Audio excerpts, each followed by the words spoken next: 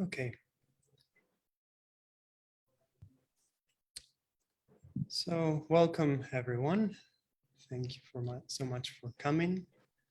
Welcome to this third installment of our monthly Q&A session with Jetsunma Tenzin Palmo. I am delighted to welcome Jetsunma on this third session, and to all those of you watching on Zoom, welcome, and those on Facebook, we welcome you as well, wherever in the world you are. It's lovely to have you all. So Jetsunma, thank you once again for facilitating this access to people to ask questions and, give a little bit of practice tips and clues about practicing in Dharma life.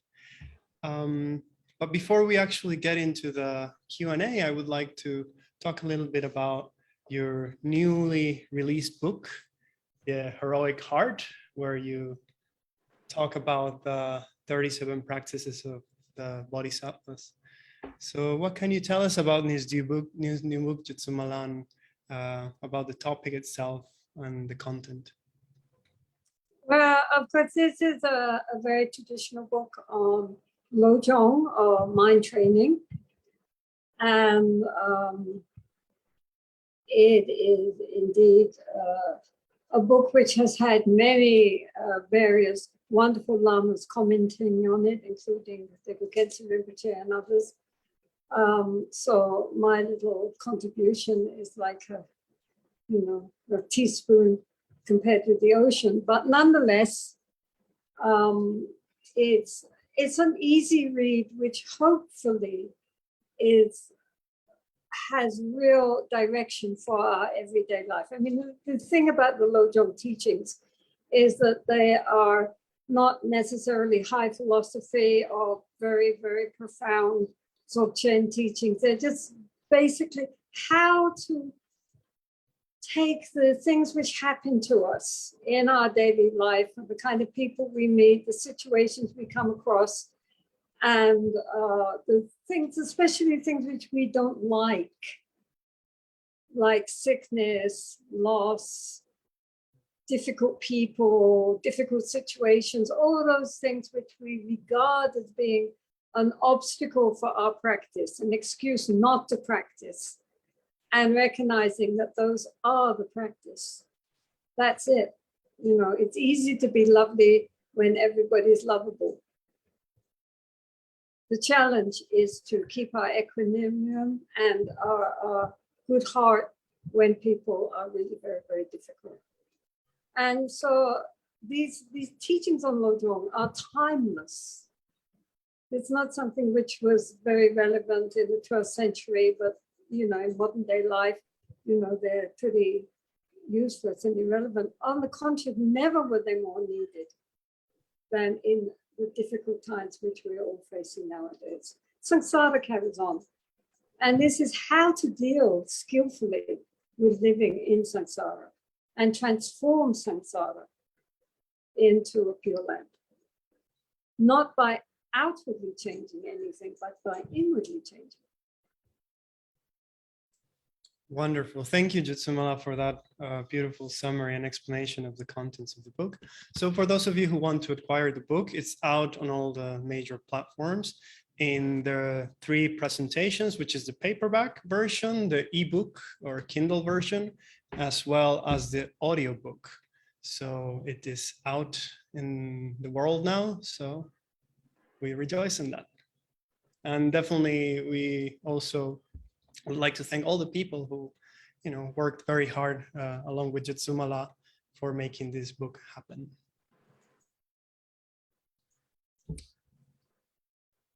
Okay, so that being said, we can now jump into the Q&A, which is in a way related because Lojong is very practical. So the topic of this particular session is Dharma practice in everyday life.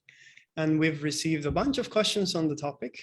Thank you to all who submitted your questions. Please continue those flowing on our direction so that we can host more of this wonderful events with Jetsunma. And with that, I'd like to start with the first question, which is coming from Terry, asking what is the correct nutrition and food according to the Buddha Dharma?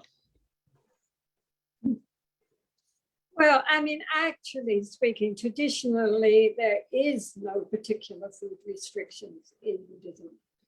The Buddha and his disciples were monks, and they went on alms round, and they received and ate whatever was placed in their begging bowl.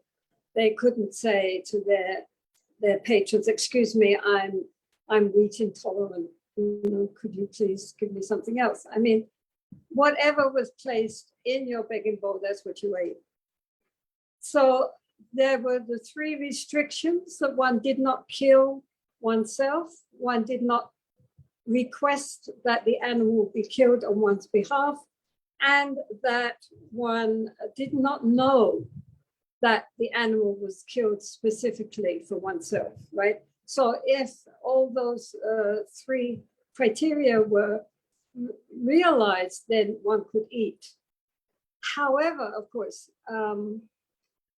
actually in the Mahayana Sutras, many of the sutras forbid eating meat, often along with garlic and onions. It's a kind of Hindu influence there. But when you consider you're not on alms round just eating whatever is given you, but when you consider you are choosing, then when one considers the sufferings of the animals who are raised for food and killed for food, then naturally one would assume compassion will arise, right? And the desire, therefore, to distance oneself from anything to do with the suffering of these innocent animals and the whole industry behind it. You know, it's not just one animal there. I mean, the whole vast network based on the meat industry and how they treat the animals. So nowadays, of course, it's very easy to be a vegetarian and even a vegan, right? I mean, it's so it doesn't seem to me there's any excuse anymore for the eating of meat. Really, it's just anything you say for eating meat is just an excuse, unless you happen to be a monk who is on an alms round and is therefore being non-discriminating. I mean, certainly those of us who live in India and Nepal, I mean, India is the vegetarian capital of the world. And there are so many incredibly delicious alternatives to meat that really one doesn't even notice the difference. And so I think especially if one is on the Mahayana path, but for any Buddhist who says, may all beings be well and happy, may all beings be free from suffering, then from our side, the very least we can do is to start with our diet and make sure that it causes no harm to anyone, including the butchers, you know, because all the people in the meat industry are likewise making terrible karma. So it's not good for them either, what to speak of for the animals, right? So all round, not good. So yes, therefore it is in, you know, it's very suited to the Buddhist way, because we always pray, may all beings be well and happy, not just human beings. All living beings want happiness and wish to avoid suffering. No, even insects, birds, fish, what to speak of animals, all beings want happiness. Nobody wishes to suffer. We do suffer, but we wish we didn't. So how to at least, even if we don't help beings, at least we can not harm them.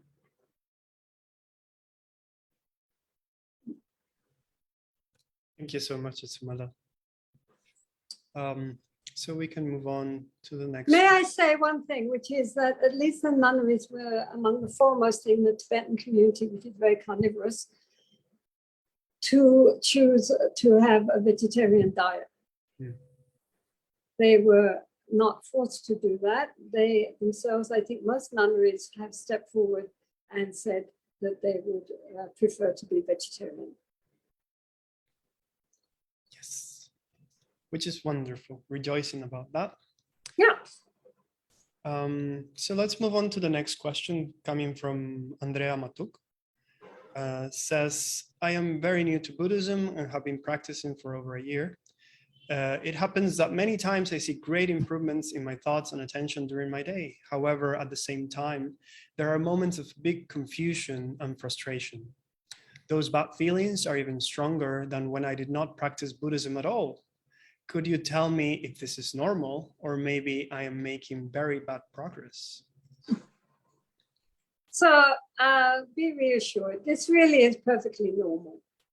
You know, when one tries to practice a lot, then it, you know, there's a lot of mud and it all gets stirred up, right? And so sometimes the lake seems nice and clear and quiet and calm. And then sometimes it seems even more turbid than usual. You know, this is perfectly natural. Just keep on practicing. Don't give up, right? Just keep on practicing. Allow these things to come and have faith in the natural clarity of our consciousness. Under it all, everything is perfectly okay. It might not seem like that, especially when we're churned up, but actually the nature of water is clear. So the nature of our consciousness is natural luminous clarity. Be assured of that, right? So along with that, we should recognize that we are not our thoughts and feelings. This is what we normally identify with, and this is a lot of the cause of our problem. We think this is me. I am angry. I am this. I am that. But actually speaking, behind all that, something else very much more profound is going on. So don't worry, right? Let these thoughts and feelings arise, recognize them, and just let them pass. It's a good part of impermanence, is that things do pass. It's not always the same, right? And don't identify with it. Don't grasp at these thoughts and feelings as something more real, because they are just thoughts and feelings. They are just black clouds. They're not the sky. So it takes time to tame and purify the mind. We all imagine that, once we got the basic techniques, it's just going to happen immediately, but it doesn't. Because we have very, very deep habit roots, which are very deep in our psyche.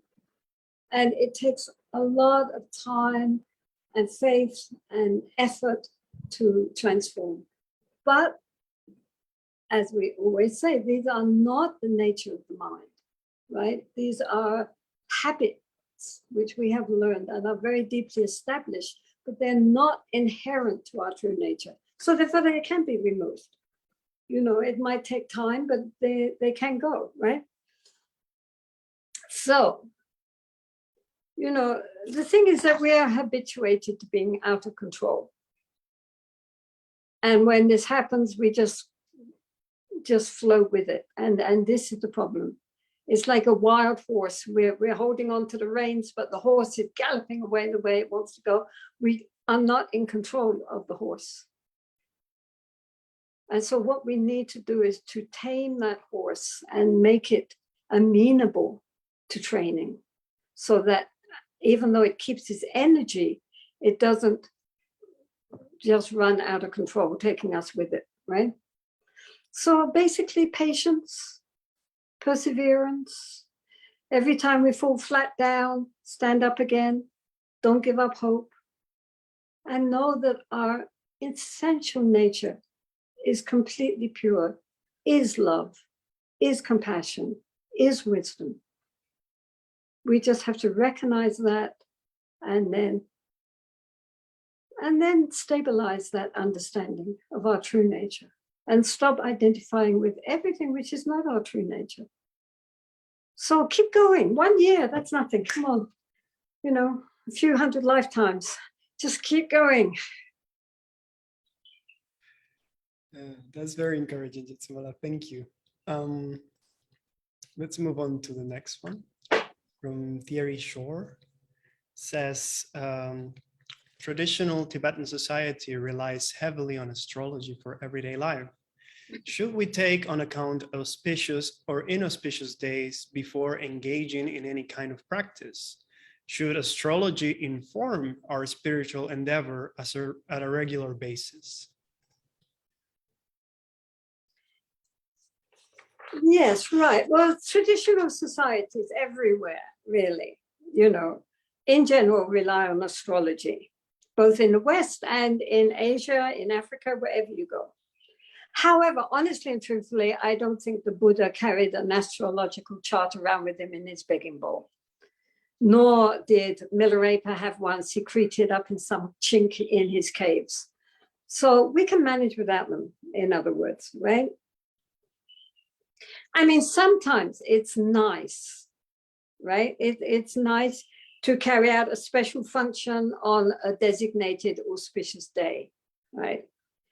And to commemorate special days in the Buddhist calendar, such as Vesak and Tlabak Duchen and so forth, right? It's nice. Everybody comes together. They all, do these special rituals and ceremonies on an auspicious time, and everybody feels joyful. I mean, this is good.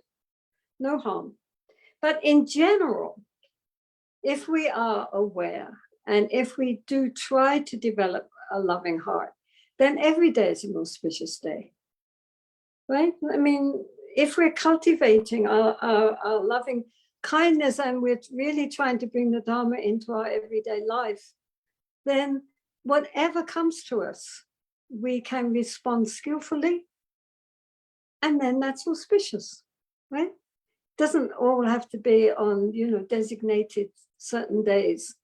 This day is a bad day. So the whole of the world is on that day going to have a bad day? It's unlikely, right? But on certain auspicious days, when a large percentage of the population comes together to celebrate, then that makes it an auspicious day, right? So like that. I mean, don't rule your life by it, but it's nice sometimes just to celebrate and know that so many other people at this time are celebrating with us. That's good. Beautiful, Jetsunma. Very practical and in line with our particular session. Oh, the astrologers will be very upset.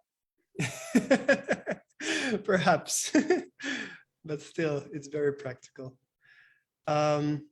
Okay, so from the same person, there's a follow-up question, not really related, but in very much in connection to our topic.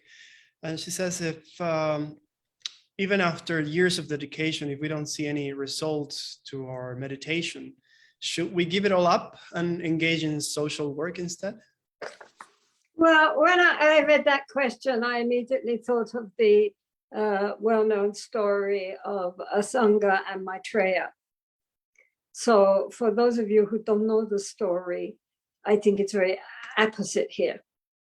So Asanga, who was a great scholar, of course, and one of the founders of the Chittamata's tradition, he was in a cave meditating away for 6 years.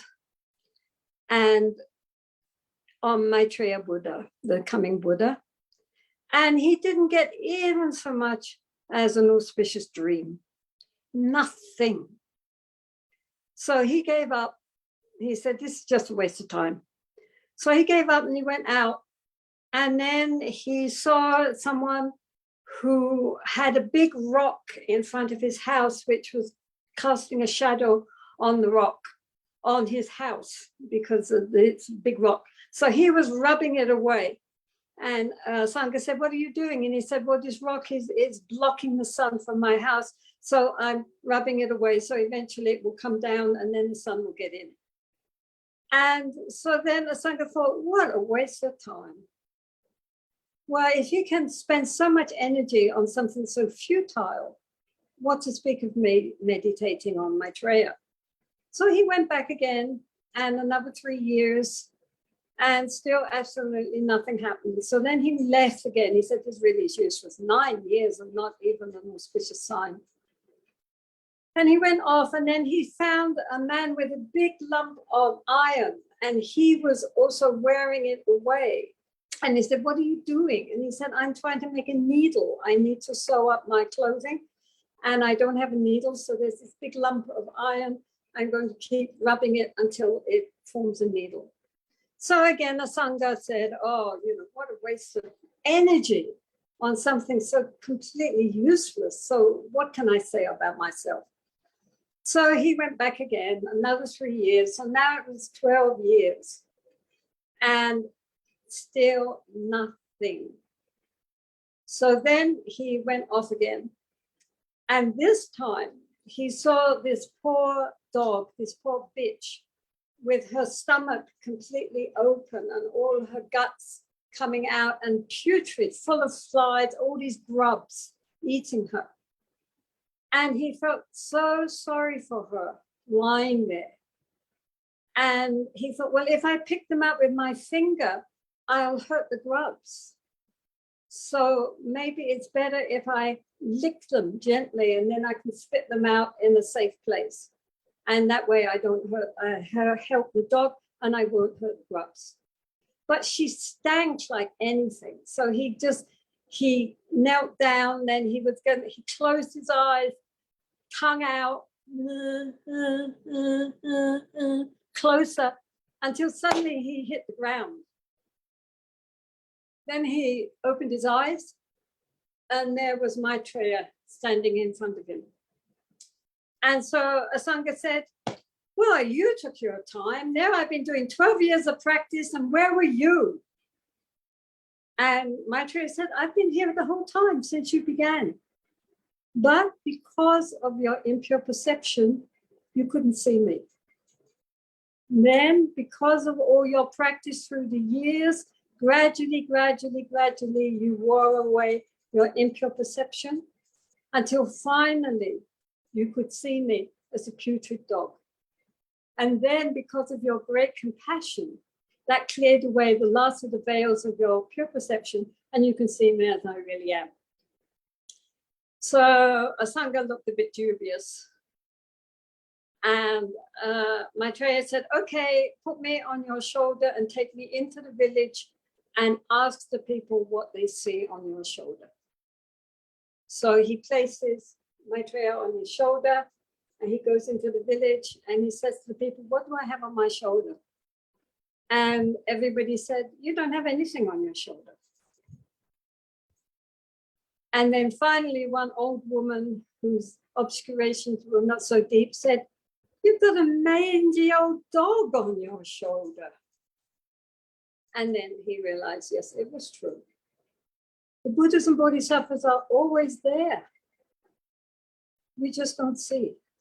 And we won't see if we don't keep practicing. So don't give up. Keep practicing.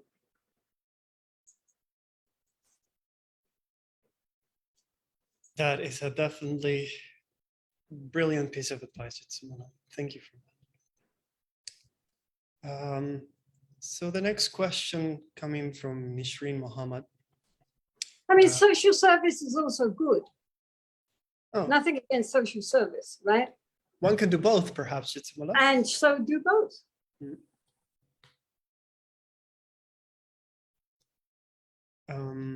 Yes, nowadays there's so much about socially engaged Buddhism, isn't it? Yeah, so I mean, it's good. I mean, Buddhists tended to be a little unsocially engaged, sitting on their carpets, thinking they all being well and happy, but not really doing out to do much about it. So it's good to have the balance between practice and actual active benefit for other beings. It's not that it's either one or the other. It should be both and. Perfect reminder. Okay, so let's move on to the next question from Nishreen Muhammad. He's asking, is it okay to avoid contacting with people, including family members, when that triggers negative emotions? Or is this considered as escaping? And should we counteract this difficulty no matter how it impacts us? Also, should we face or avoid an unsupportive environment? Is this a correct practice of patience? Well, of course, all the Lojong texts, the texts on mind training, are specifically deals with our interaction, especially with difficult people. So in brief, when we possibly consider difficult people as giving us the opportunity to cultivate important qualities, right? Such as patience and forbearance and compassion, and learning to be more aware of the negative emotions as they arise, right? Because those negative emotions don't arise when we're in pleasing company. They tend to come up when we're in company which is displeasing to us. So it doesn't mean that we have to go out looking for difficult people. And if we are, as human beings, and not, great Mahabodhisattvas, if we are really endlessly surrounded by difficult people and difficult circumstances, then certainly we should try to alleviate that difficult situation. But from time to time, it's really important that we understand where we are at realistically by dealing with people who are a problem for us, if if they're there, right? I mean, how can we learn how to face our negative emotions and overcome them if we are never in a situation which gives rise to these negative emotions? Ram Dass said, if you think you're enlightened, then go and spend a week back with your family. And I think that that's really very true. It's probably the hardest place for anyone to practice is when they're in very familiar surroundings with the people that they've grown up with and who don't appreciate how spiritual they all are now. So, yeah, I mean, I often say that it's like, a gymnasium that we go to. If we go to a gymnasium, we go to the gym in order to work on challenging machines. The easy ones will not affect any change. If we want to get strong, we have to push ourselves, right? I mean, and do you see all these people sweat pouring down? But they know that this is a great workout. So maybe difficult family members are workout for this lifetime, right? They're the ones who are going to really teach us most how to cultivate these qualities. And therefore we should be grateful. You're very difficult. Thank you so much. But of course, we must use common sense, right? So if continually being with unsympathetic people in difficult circumstances begins to wear us down and we become very, very stressed, then we need to have a change, right? I mean, we need to find good friends and a conducive atmosphere in which to flourish. The Buddha always very much stressed the importance of good friends, good companionship, people who share our values. I mean, not necessarily Buddhist, anybody who has a good heart, who brings out the best in us just by their own example. That's also very, very important. It doesn't mean we always have to be with people who are, unless we're very strong, that we don't have to always be with people who are difficult. But at the same time, we shouldn't always avoid them either, because actually that's where we are really going to hone our spiritual muscles. So, yeah, don't be afraid of facing up to challenging situations.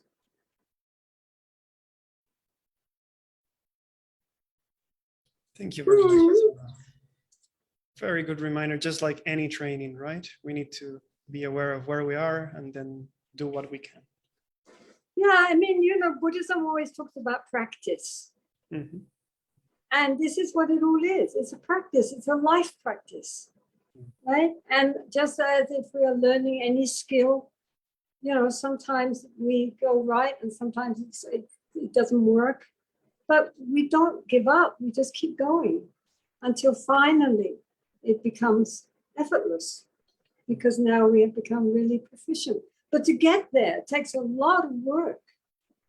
And even the greatest musicians or painters or whoever still have to do it again and again and again to keep their skills honed. So, I mean, what to speak of our own inner transformation? How difficult, lifetime after lifetime after lifetime of getting it wrong. And now we're trying to, you know, learn how to be more skillful. It's not easy. It's not easy. And, you know, we do fall flat on our face, but that doesn't matter. We stand up again, keep walking. The only tragedy is when we say, no, I can't do it, and give up. Then it's lost. So we can all do it because that's our essential nature. So just keep going. Lovely. So the next few questions are kind of in related topics, but we'll still go through them one by one. The fifth one coming from Carl Johnson Newham. I'll go straight to the question, which says, how do we slow down in our daily lives where everything is so busy? Well, you know, yeah, I mean, that's the point, isn't it? You know, modern life is on the fast drive. The sad thing is it's not really more efficient just because of that. You know, everybody's running. So, I mean, you know, it's like those rodents on a wheel, right? You're just endlessly scrambling until you fall off, completely exhausted or dead. And you haven't gotten anywhere, not really. So, you know, this is why big organizations like Google and so forth sponsor mindfulness retreats for their employees, right? It's not for the sake of the liberation of those poor employees, but it's in order to keep them from burning out, right? To reduce their stress levels while they're still, you know, on the wheel. So really, we should think about this. During the day, just step back, relax, take a few deep breaths, bring ourselves back into the present moment. When we move, when we walk, or when we are, whatever we are doing, just to try to move a little bit more slowly, not slowly, you know, intending, raising, moving, down. We're not in a Vipassana retreat, but still to move more consciously. Because normally, if we're walking from here to here, we are thinking all sorts of thoughts which have nothing to do with the body. We are like cut off from our body, from the head down. So to bring our minds, our attention back, take time to center our attention, cultivate awareness in our daily life and our tasks, right? When we speak, to talk more carefully. I mean, people come to see me every day, they talk so fast.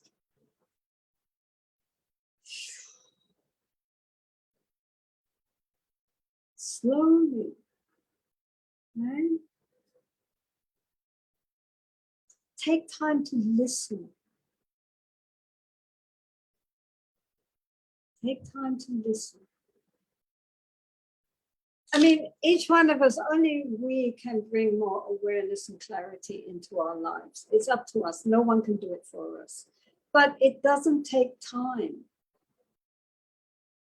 It just takes attention, awareness, being more conscious. Actually, if we are more conscious, we are more efficient.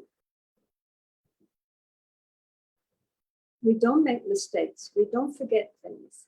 We're not trying to do 10 things at the same time. But whatever we are doing, we do with our full attention. Then the mind doesn't get so exhausted. I mean, I'm a bad example of this, so I'm talking to myself here, right? Just to give attention to what we're doing in that moment. I did read an article on this subject in the Economist magazine. It wasn't a Buddhist magazine, it was the Economist. And they were saying about how multitasking is so bad for the brain, that our brain is not intended to multitask. And when we try to do that, doing many things at the same time, what happens is that we get very stressed out, we get burned out, we don't pay enough attention, we make mistakes, and we do not reach to those levels of consciousness from which genuine creativity can arise. That it's all kind of just routine. It's nothing original, nothing more meaningful than the surface of the mind, which is where we mostly are stuck. And then we just end up being completely stressed and inefficient, break down, and get angry, get frustrated, get depressed, and not in any way more efficient. So let's not go that way. Let's go the way of being more careful, more clear. Whatever we are doing, we give our attention, even if it's for 2 minutes. At least during that time, we are giving it our attention, not getting caught up endlessly in thoughts of the past or in fantasies about the future, not revolving around the present, just chatting away to ourselves like crazy, comparing, criticizing, and not seeing, just seeing the old stuff again, which is what our brain churns out for us. Just learning how to be more clear, more aware, more present, whatever we're doing. And in this way, slowing down to give more time for us to be attentive and aware and clear. And actually, things get done just the same. Only at the end of it all, you feel that sense of spaciousness instead of feeling claustrophobic and exhausted. So this is again training, isn't it? We have to train the mind. As the Buddha said, let the wise man tame his mind. A well-tamed mind brings happiness. So why not have a happy mind?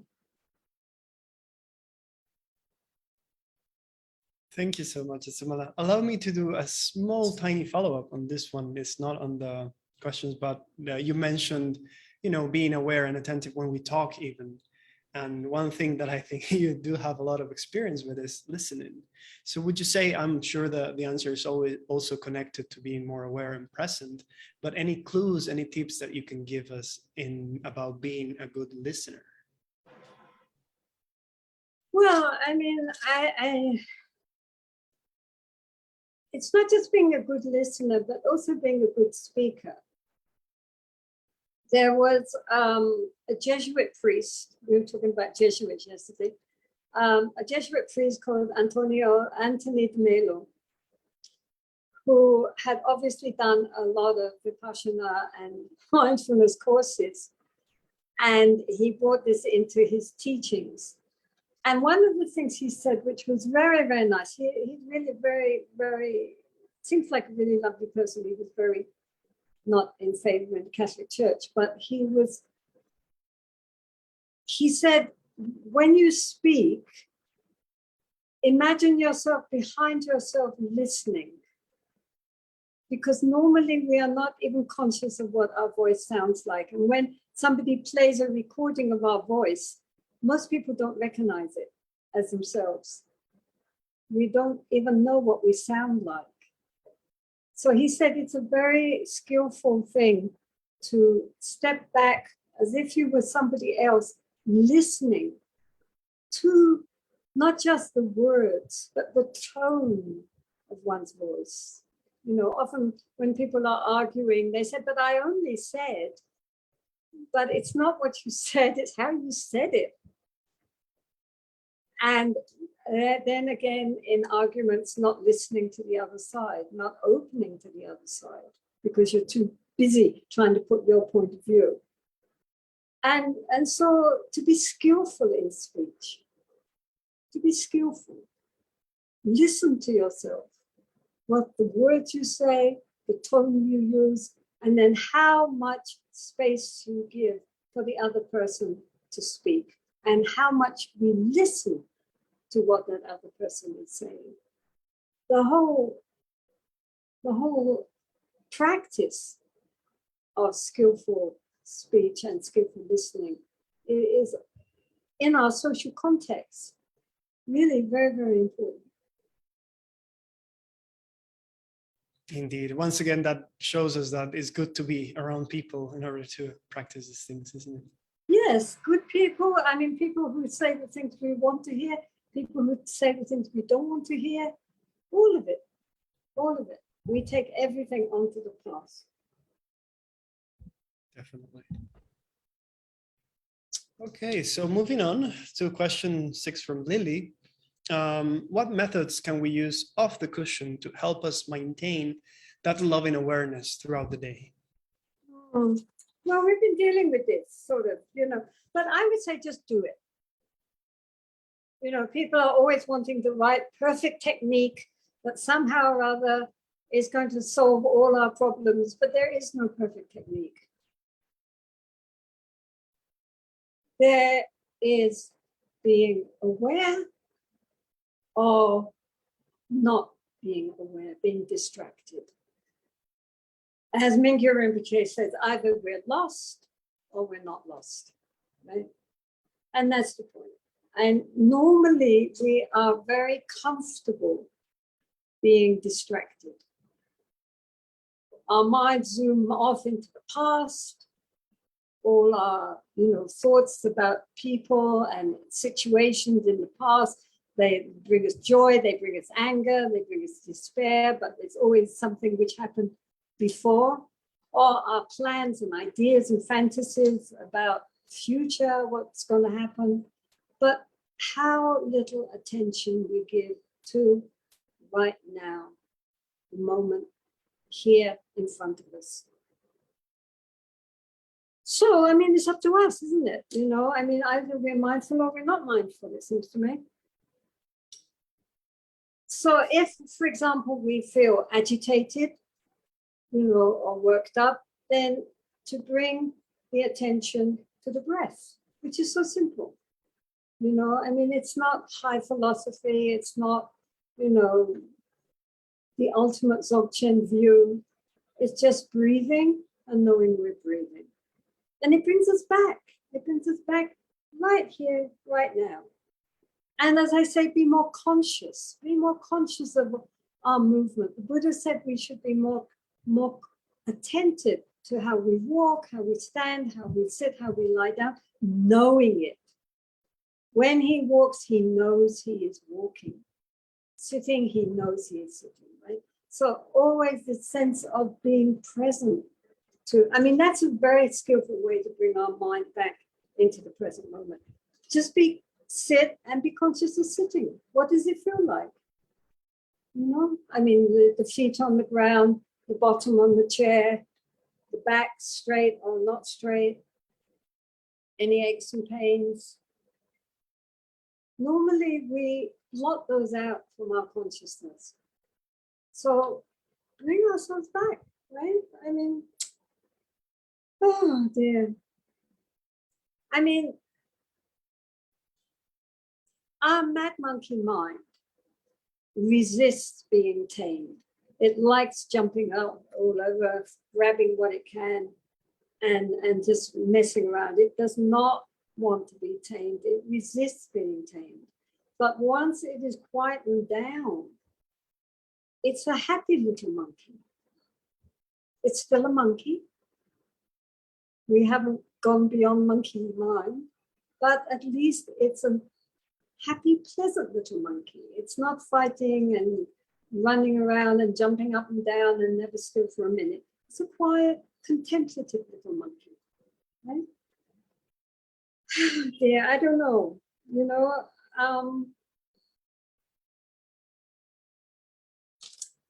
we just have to make the determination that we are going to really try to be more conscious, more aware, more mindful. As much as we can remember, we will bring our mind back to the present moment. When we go off, we bring it back. When we go off, we bring it back. Another thing we could do, for those so inclined, is to recite a mantra. Om Mani Padme Hum is very useful because it's very small, it's short, you know, and it's very easy to say. And it is, of course, the mantra of the Bodhisattva compassion. It's actually very powerful. I mean, although it's so common, it has a great inner power that people find to their surprise, just how powerful it can be. So especially if we've been very agitated or very, very anxious or very upset for whatever reason, just inside our mind and then gradually inside our heart, to just be reciting silently.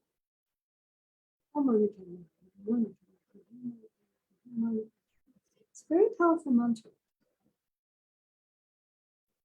And gradually it will make the mind very silent, very present, very spacious. And we will recognize we are not our thoughts and feelings. Thoughts and feelings arise, but they are not me, they are not mine. Because the center of it all is Om Mani Padme Hum, or whichever mantra you prefer. Om Mani Padme Hum is good for sure. And it is very powerful because compassion is very powerful. We should not dismiss that as not important. But each one of us has to take they have to take that determination within ourselves that we've given up on this nonsense. Our mind is out of control. It's a stupid monkey. It's not right.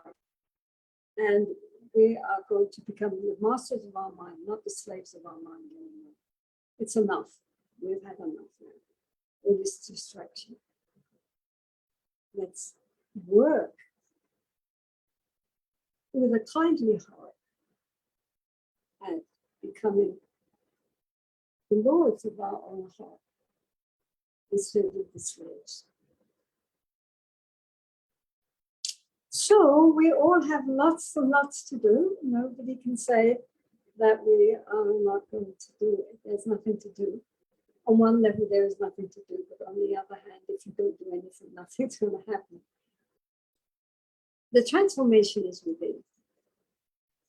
And the path to that is laid down so clearly in all these books and all these texts and in all the teachings. But we all know it. This is the problem. We all know it. The problem is we don't really do it.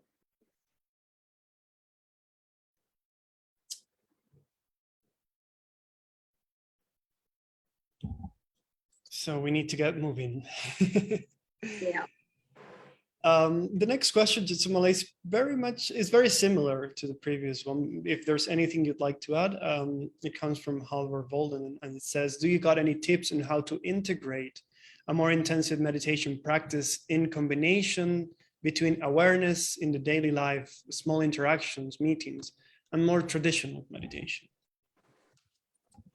Yeah, well, again, you know, I mean, the key is always mindfulness. You know, I mean, what can you say? And our breath, as the Buddha taught, you know, can be a uniting factor since we're always breathing, right? And normally we're not even aware that we're breathing. You know, we breathe in, we breathe out, we don't even know about it, right? We're totally unaware. So since we cannot breathe in the past or the future, we can only breathe now. This is why the Buddha recommended this as a very skillful way to bring our mind into the present moment and not flying off in all directions. We are so distracted. Inwardly, we are so distracted. And this is the problem here. You know, so I don't know what to say, you know.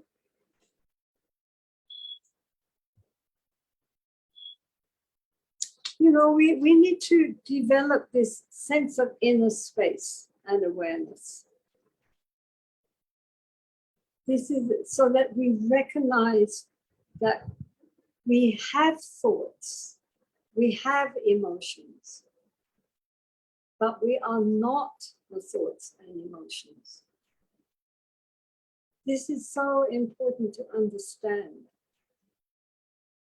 And I mean, you know, so after learning how to be conscious of the breath and developing our ability to be aware, then we turn that awareness back on the thoughts themselves, allowing the thoughts to flow.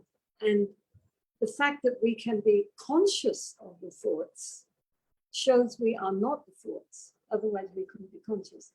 I mean, neuroscience nowadays is getting very exciting in that it's exploring the nature of consciousness.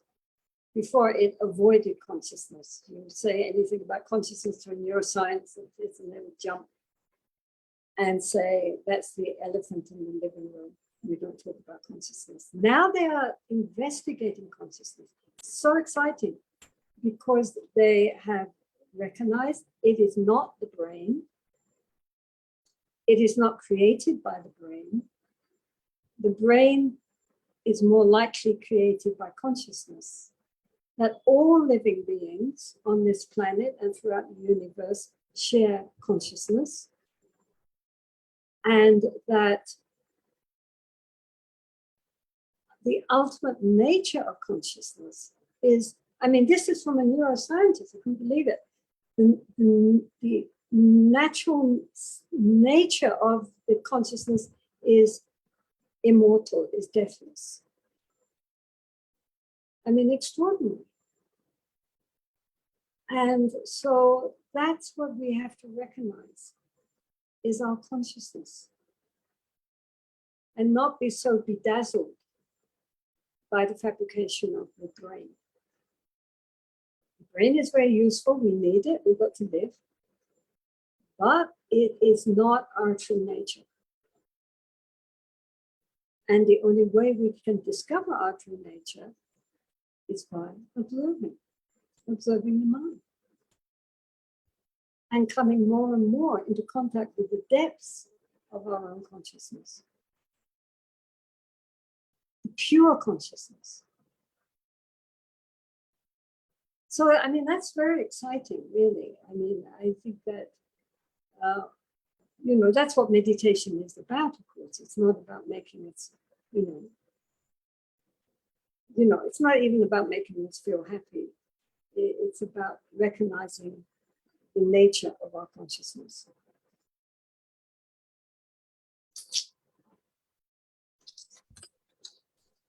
We better get on, Philippe. We've got millions of lines. Yes, we'll do as much as we can, Jetsunma. If not, we'll leave some of them for the next session. So up next, again, a very connected question, saying, how can I remember my vows during from the morning practice of meditation during my work hours? Just a minute, let me find that one. Number 8. Yeah, 8. How can I remember my vows from morning practice and meditation during my waking hours? Well, carry on with that question. Okay. She goes home. Yeah, I work in a place very challenging. Everybody complains of others, create interpretations of their own, of a given fact, gossip. And when I realize that I'm also doing the same, I feel sad and reprimand myself for forgetting to pause, breathe, and practice loving kindness. So, I mean, you know, this is all revolving around the same thing, you know. I mean, really and truly, the only answer is to become more aware. Right? So, and during your formal practice, we sit and we are cultivating the ability to become more aware. Then we take that state of mind, that more clear consciousness into our daily life, right? I mean, otherwise there's no point, right? And then we can cultivate compassion and empathy, you know, these people, for the colleagues, you know, your colleagues, instead of just, you know, if your colleagues are filled with negative feelings, then the important point is not to, you know, plug into that negative energy, but to recognize how sad, right? Don't join them. Don't join them. Think of something positive to contribute and thereby maybe change the atmosphere, right? Don't, if the atmosphere is poison, don't add more poison, you know, and offer up an antidote. So it's up to us to cultivate more awareness and more kindness, right? I mean, that's the practice. No one can do it for us. We have to become more conscious, more aware, and open our heart to become more kind. No, there's no, you know, nobody who can give that to us. We have to bring this up from within ourselves. We are all habituated to negative thinking, right? Negative thinking, negative speech, negative actions. And really only our awareness and our determination can cut through this. Otherwise, it just carries on and on and on. So, you know, I mean, back to neuroscience, you know, all those pathways in the brain, the neural pathways, we have to create new neural pathways. And where better opportunity than in a situation which is asking you to go the usual old way, right? And then we can say, no, I'm not going that way. I can see this just makes these people unhappy and negative and angry. I've done that one. It doesn't work. Let's go a different way now. We're going to tread a different path. So bring in something cheerful, positive. I mean, you don't have to be Pollyanna, but it doesn't hurt to, you know, say something which maybe makes people laugh, or something in the news which was actually something good and you know, opens the heart. We don't have to contribute to negativity. That's our choice, and it's a bad choice. And I'm sure that if any of us, you know, try to be friendly and kind and just, you know, change the energy, gradually people will really come to appreciate that. And we can find that the energy in the office does begin to shift. After all, we're all human beings, right? You know, and everybody wants happiness. And nobody really wants to be miserable and grumpy and negative. So why do we allow ourselves to be like that? It doesn't bring us any satisfaction and makes us difficult for other people. So your colleagues and your workplace is a wonderful, wonderful opportunity for practice, right? And even if nothing does change, you've changed, because you're no longer feeding into that negativity.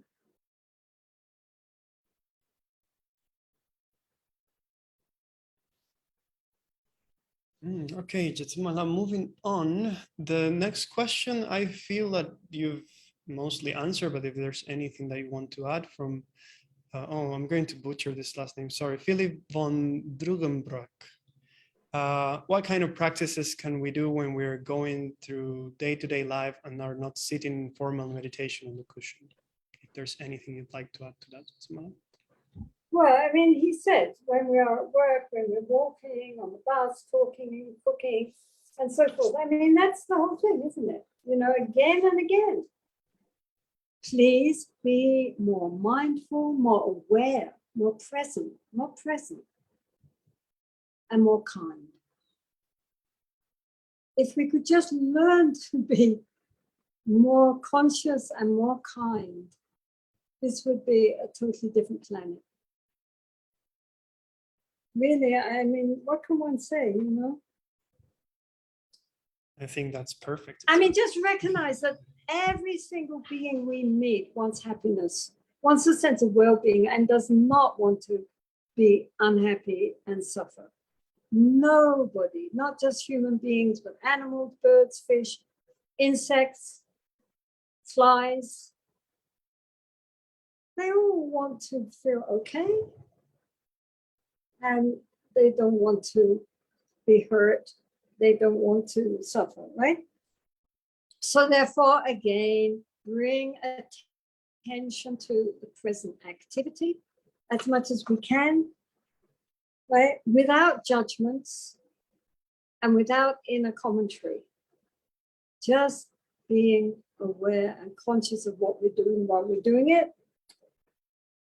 And or, I mean, if you're into Tantra, then you can see yourself as the deity, right? You can see yourself as Chinrezig or Tara or Hayagriva or Yamantaka, whoever you feel like.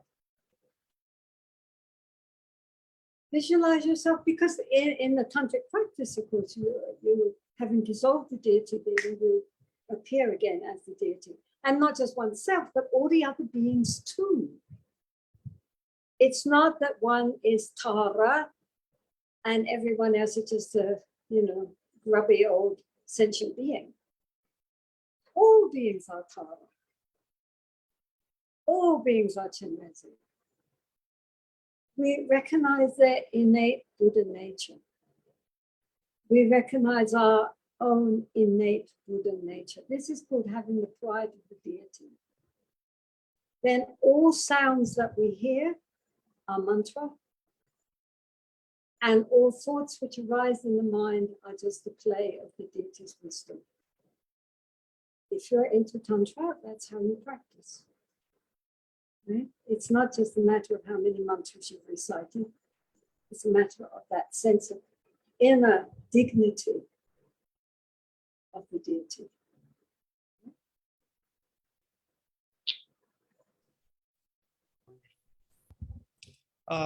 So then he continues with one question that perhaps a lot of people who live in the cities and are trying to meditate can relate to, which is, what do you do if you live in a very busy and noisy environment and it is distracting during formal meditation? Okay, so again, hold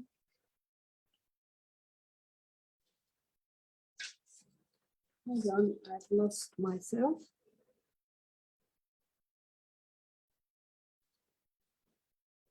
Careful with the mic, Jetsunma. No, sorry. Back again. We have a fan on, so it blew away the questions. Okay, so I would say, you know, you could, if you're in a very noisy atmosphere and, you know, then you can meditate on sound. You can make the sound itself the meditation, right? When we are meditating on sound, you're not seeing noise as an obstacle, right? But as the focal point of our awareness. So then in that case, we don't judge it as being nice or nasty. We don't try to even identify it, right? We don't apply labels to it. We just know it with a sense of inner relaxed clarity. Just sit there and allow the sound to manifest and depart. And that sense of flow. And then the sound is not a problem. We don't get caught up in the sound, right? We just see sound as sound. And I mean, if it happens to be a pop song, you don't sing along with it, right? You just hear it as pure sound.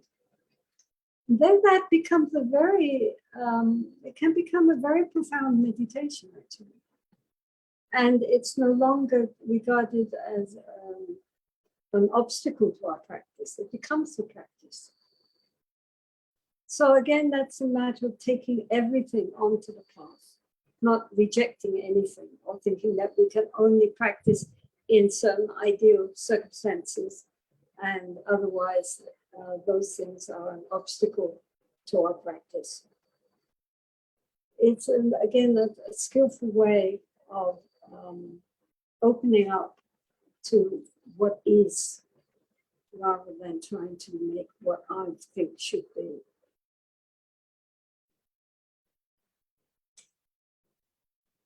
Brilliant. Thank you, Jetsunma. Okay, let me see the next one.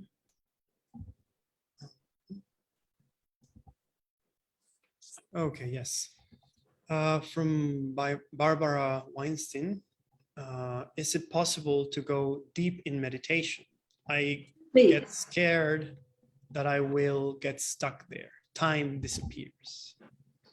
Yeah, so she's talking about the fear of going too deep. So in general, honestly, it's not possible to go too deep into meditation, right?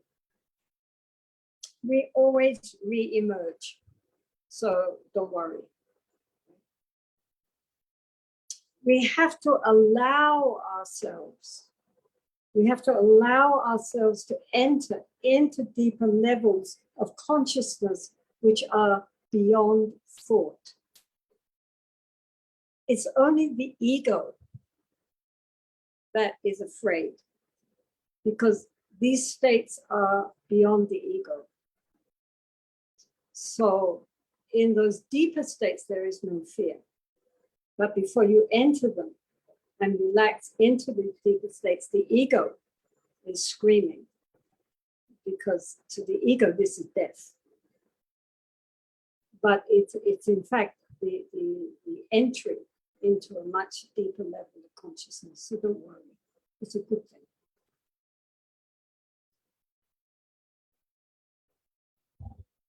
Okay, so we can move on to the next one. From Narda Murillo, asking, how is it possible to practice equanimity both in daily life and meditation? So, I mean, by relaxing, relaxation is so important in meditation, that we shouldn't tense up and force, that genuine meditation comes through deeper and deeper levels of relaxation, right? So by relaxing and becoming aware of our thoughts and our emotions without attachment or rejection. We tend to hold on to those feelings like clarity and bliss, which are pleasant, and reject those feelings like fear or anger or, strong negative emotions, which we consider to be unpleasant. So instead of that, we are just aware of all our thoughts and emotions as just thoughts and emotions without clinging, grasping, or rejection, right? So normally we grasp at pleasure and we reject the unpleasant.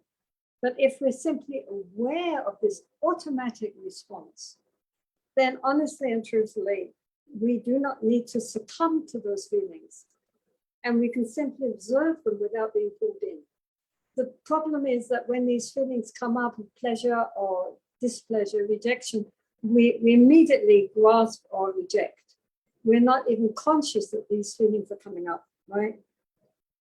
So it's sort of like, if you think of the the mind like an ocean, then normally we are all on the surface of the ocean. We're all with the waves. The waves go up, the waves go down. So sometimes we're up, sometimes we're down, up, down, up, down, up, down. And so this ability to be aware, which is the essence of the Dharma, is like a boat. The boat glides over the waves. It's not submerged in the waves. We're not tossed up and down. The boat may go slightly up and down, but we are not completely immersed in the waves. We are riding the waves of samsara instead of being totally tossed up and down endlessly by our inner feelings. So that's how we attain to equanimity, by becoming more conscious, more aware, and especially of our initial responses to the stimuli through the senses, what we see, taste, touch, and smell, and think. All of this will immediately set up a stimulation in the brain and of pleasure pain, right? This is, and along with the pleasure pain comes grasping and rejection. So if in that moment that that feeling comes up, we just are aware of it, then it just passes, it goes, it releases it. So moment to moment, we release, we don't grasp. The Buddha said that grasping is the cause of our dukkha, of our suffering.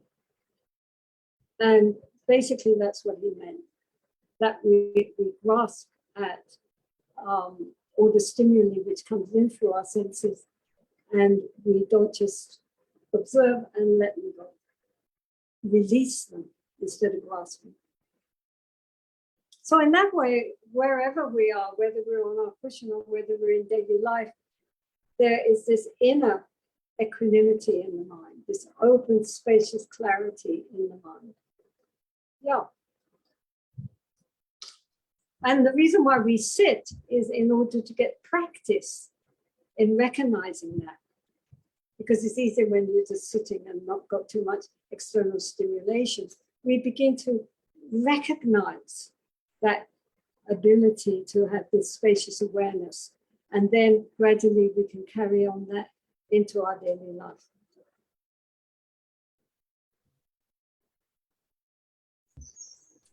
Thank you, Jetsunma. So the two following questions came from two different people, but are very much interrelated. So if you don't mind, I will read them, the two together.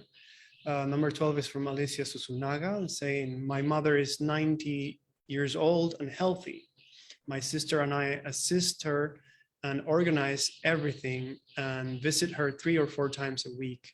While having many comforts, she's so negative and always saying that it's not good what we do for her, and she scolds us and the person that takes care of her. Do we have to be sweet to my mother, which is so difficult while receiving such bad treatment from her? And then question number 13, very much interrelated, from Miriam Lopez, saying, how can I help my mom who has very negative thoughts? She's 87 and spends her days complaining about not being as capable and as strong and as healthy as before, and has lost the joy for life.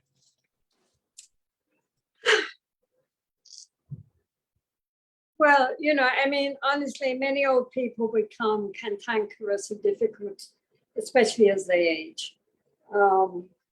They're frustrated by their increasing old age, and perhaps a fear of the approach of death, which they might be sublimating, right?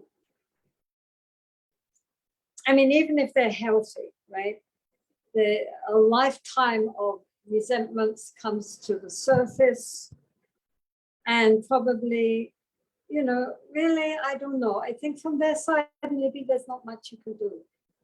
I mean, you know, by the time you're 90, if you haven't learned how to deal with life's frustrations, you know, maybe it's not going to happen. It might happen, you can never tell. I mean, you can always learn. But probably there's not too much to be done from their side to make them feel grateful, to make them appreciate what they have, and to lighten their life from within, since outwardly they have as much as they could possibly expect. So therefore, what we have to do is, I mean, you know, of course we have to develop a sense of sympathy. Like, you know, they are not happy beings, and I'm sorry for that. That's my mother. I wish she could be well and happy. She's not well and happy. But I think also we need a sense of humor. Because if we take it all too seriously and we take her discontent into our heart, then that will make it something very difficult for us. We will also not enjoy being with our mother. We will resent the fact that she is not more appreciative of what we're doing for her.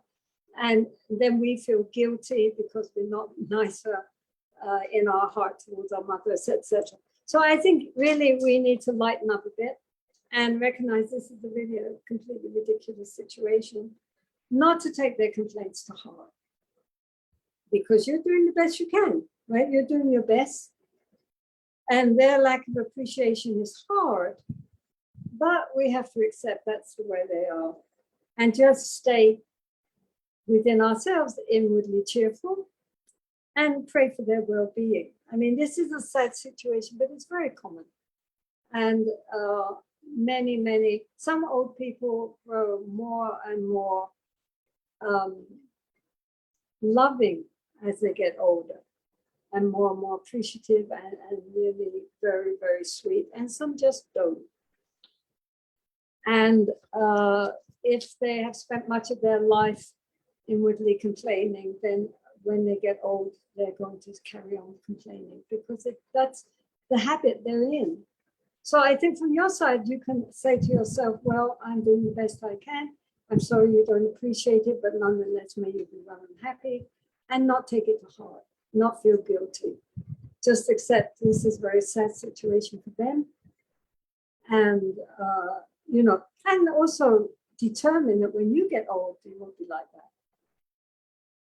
that you will be much more appreciative and grateful, and make whoever is caring for you feel good to be taking care of you. And then just accept the situation as it is. How sad. You know, she's not going to change. And all we can do is not to take it personally, because whoever you were and whatever you were doing would never be enough. How sad. I mean, what else can you do? Anybody else has any suggestions on this? Please offer.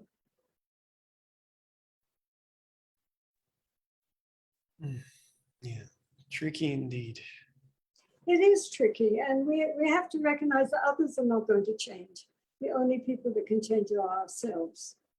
And to note that, you know, her attitude is what's causing her suffering, and not the outer circumstances. So once we get caught in that kind of attitude, no matter what we have, we will be dissatisfied. How sad. And just try not to become like that, you know. In the meantime, you know, realize it's not, the fault is not within ourselves. And we give them the love we can, and whether they accept it or reject it is really their problem. I mean, who knows what kind of past life they had with their mother anyway, because they're only talking about her now she's old. But what about when they were growing up?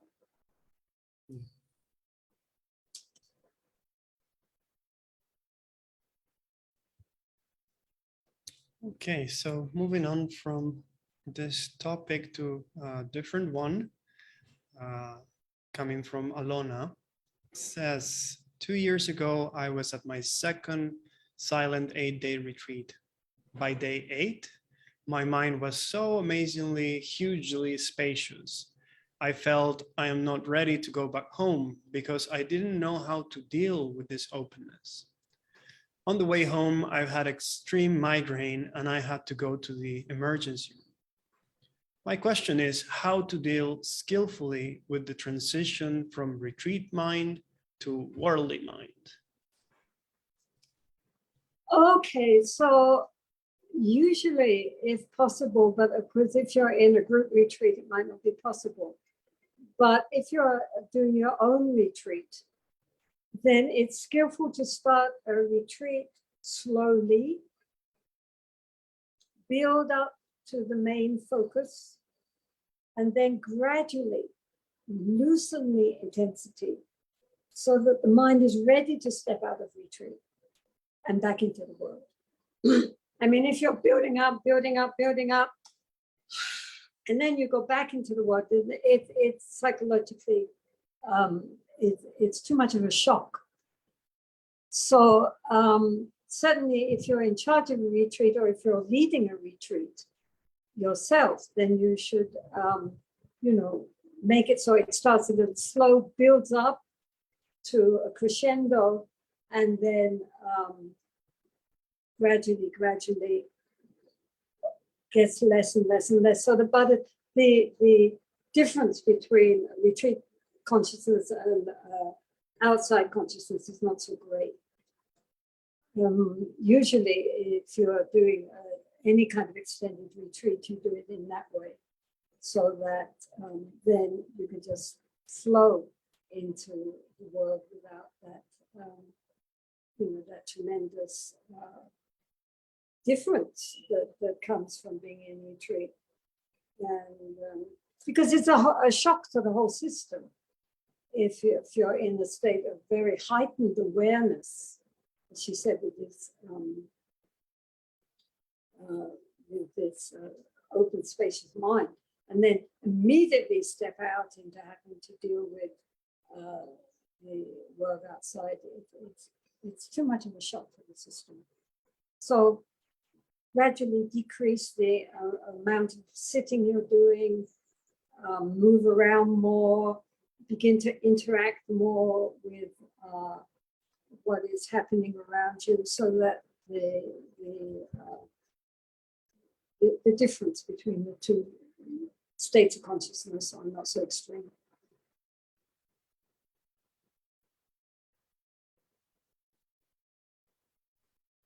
Our nuns are all about to finish their 2-month retreat on Sunday morning, well, Saturday basically. Then they recite, they read the Pratyaparamita in 100,000 verses. So they're all sitting reciting together. And then they start cleaning. They clean all the nunnery, chattering away because they're being kept silent for two months until they start new term. Jetsunma, I think we only have a few minutes left. Would you like to end there, or would you like to do one more question? Do we have a nice, easy, simple little question?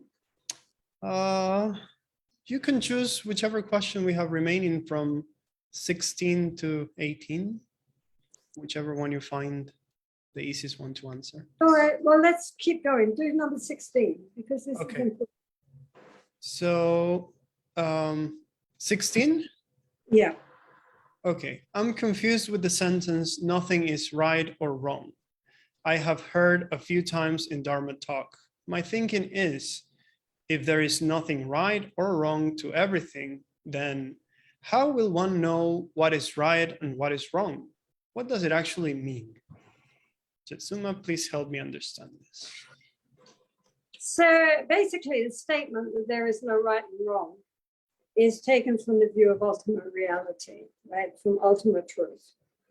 Black clouds, white clouds do not pollute the sky, right? That's what it means. Nonetheless, from the conventional point of view, where we actually live in relative reality, we had better carry an umbrella when there are black clouds. Since we are still in our dualistic ego consciousness, it's important to distinguish right actions from wrong. Our karma depends on our intentions, right? Good or bad. Any actions based on anger, greed, ignorance, jealousy, and so forth, will plant poisonous karmic seeds, which we will reap as ill fortune in the future. So this is the basis of all Buddhist ethics. I mean, if we are completely without an ego, then we can do what we like. But if we really are without an ego, then we would never ever do anything which could cause any harm to others. So then our actions naturally would be right. We don't have to think, is this the right thing to do or the wrong thing to do? Spontaneously, we would act in a way which would be a benefit to others. Other people would see that skillful, but from our point of egoless, non-dualistic consciousness, it would just be the natural thing to do. So in that case, there would be no sense of good and bad, right and wrong. But nonetheless, our actions would never cause any harm to any being consciously. So in the meantime, while we're all stuck in our little egos or big egos or whatever, but their egos are there, then we have to be careful. Because if we follow the ego can lead us down very, very misleading paths and create a lot of suffering for ourselves, a lot of suffering for others. So for now, there is right, there is wrong. And right is to do that which does not create any harm for others and brings joy to others. And wrong is anything which causes harm and makes others feel miserable in body, speech, or mind.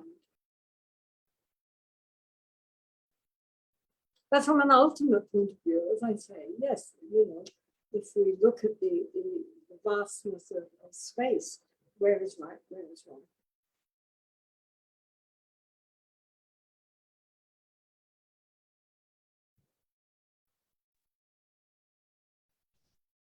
I think that's a great contemplation to have as a closing remark. So I think we've come to time now, and on behalf of everyone here present, and on behalf of everyone listening on Facebook and all the other platforms, I would like to really thank you, Jetsunma, for taking the time, being so generous with us to share this wonderful question and answer sessions. And to all the audience, I would like to say that whoever would like to make any donations or any offerings to Jetsunma Tenzin Palmo and her activities, I will post a link here in the chat for those on Zoom, and those on Facebook, I will also post a link on the Facebook page. Also, again, a quick reminder about the Heroic Heart, which you can get in any format suitable for you. And yeah, thank you all for participating, for sending in questions. Please continue to do so. Please continue to gather with us. It's so nice to see people from all over and in different time zones, in different places, but all gathering together for the Dharma. So Jetsunma, if we can all request you to give a little dedication of any merit that we've created in this session and any positive potential, so that is more beneficial. Well, basically, I think we can all rejoice together that people are really asking themselves and others, how can I use my daily life to be of most benefit for myself and for others? And this is a very important question which we all need to ask ourselves. How to use our daily life as our spiritual practice, right? And how to transform and use this life right now while we've still got it for inner transformation. Outwardly it might stay the same. Inwardly we can change. This is the good thing that Buddha talked about, impermanence and change. It's not necessarily a negative thing, it's a good thing, right? We can change. And so may the world also learn, to grow up, because emotionally we're still like little children. You see 2-year-olds, they get what they want, they're all happy smiles. They don't get what they want and they throw a tantrum. And we're so often like that. Outwardly, we might appear very mature. Inwardly, we're still like naughty little children, totally out of control. So we need to learn how to use our lifetime skillfully to transform our hearts, to transform our minds. And where we need to be so grateful to the Buddha is that he showed a path. He didn't just say be good. He showed us how. He gave techniques, which if we use them, can really transform. And so we should be deeply, deeply grateful because there are so many different approaches, so many different techniques, so many different ways of looking at our heart and transforming it into something beautiful, which is its true nature. So really, may all beings be well and happy. And thank you very much, all of you. Lovely to see you all. And take care. Thank you so much, Jetsunma. Until next time, everyone.